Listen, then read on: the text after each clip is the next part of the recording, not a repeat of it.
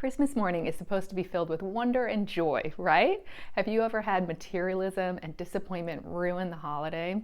I'm Dr. Lindsay, a psychologist and mom of four, and in this video, I'm going to cover how to use holiday wish lists effectively to help ensure that Christmas morning is a fabulous experience for all. Do you remember getting a gift from Great Aunt Myrtle on Christmas morning when you were a kid and being fascinated by how she came to select that item for you?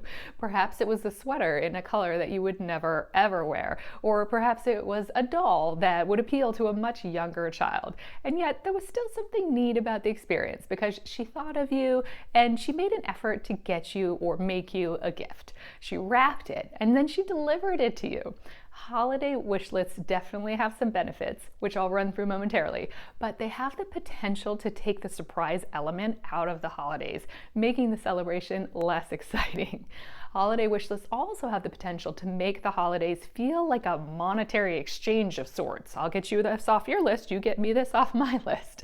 And it emphasizes our materialistic culture. The greatest risk of using holiday wish lists is the risk they pose of leaving your child supremely disappointed on Christmas morning when the gift that they requested is not waiting for them under the tree. Now, holiday wish lists are not all bad, of course. There are certainly benefits to using them. It's nice to give your child, or anyone for that matter, a gift that you know they'll love. And having them guide your gift giving helps make that possible. As your child gets older and develops more of a sense of self and independence, having them create a holiday wish list gives them a sense of autonomy. They may not have the funds to run out and purchase the items they want, but the wish list provides an avenue for making their wishes be known. Holiday wish lists are an incredibly useful thing for relatives who contact you asking for gift ideas. And when you have the children create their own holiday wish list well in advance, you'll be ready for the barrage of grandparent requests. So how do we resolve the issue of whether to use holiday wish lists if our goal is to have a stress-free Christmas morning filled with family bonding rather than managing your child's disappointment? I'm going to keep this simple and offer 6 prime tips delivered from my own experience over the years as a mother of 4. One of these tips might surprise you. Let me know in the comments when you come across it. First, always refer to the wish list as exactly that, a list of things that you wish to get, but with absolutely no guarantee that any of those items will show up under the tree. You may add that sometimes gifts show up in future years, or sometimes we get gifts that are even on our wish list and they're way much better than the things that we did put on our wish list. But the most important thing is that Christmas is about spending time together as a family, not the gifts received. Second, include far more items on the wish list than your child could possibly receive on Christmas. Now, this allows for a much higher likelihood that they'll actually receive at least a couple of things from their wish list. And this avoids extreme disappointment when they have their heart set on just one gift and they don't receive that. Third, honestly discuss the likelihood of your child receiving each gift.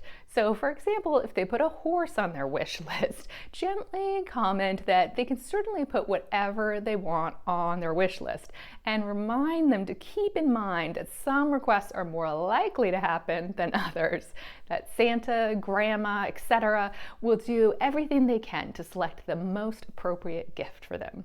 Tip number 4 is coming up next, but first I want to let you know that if holiday stress has been putting a damper on your joy this season, I have a free download for you called 5 Tips to Thrive as a Family at the Holidays. You can download your copy at drlindsayemmerson.com/holiday.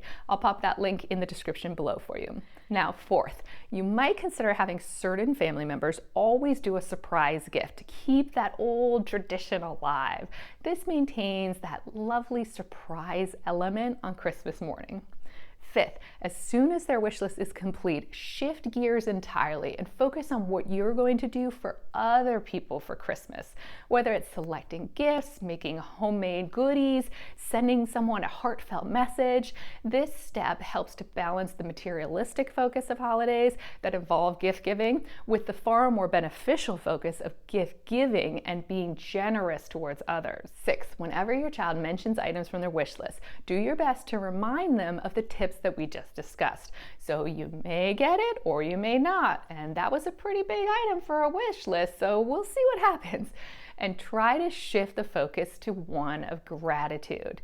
Expressing gratitude is a valuable method for improving overall well-being.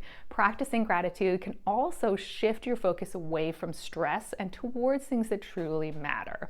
So help your child take a moment to reflect on what they're grateful for, what they're thankful for, and watch your entire perspective change.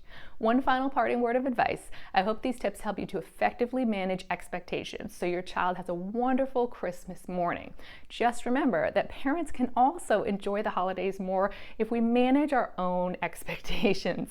If we go into Christmas thinking of it as another day as a parent with the usual amount of ups and downs, whining, bickering, meltdowns, etc., then we can truly enjoy the magical moments that do pop up on that special day.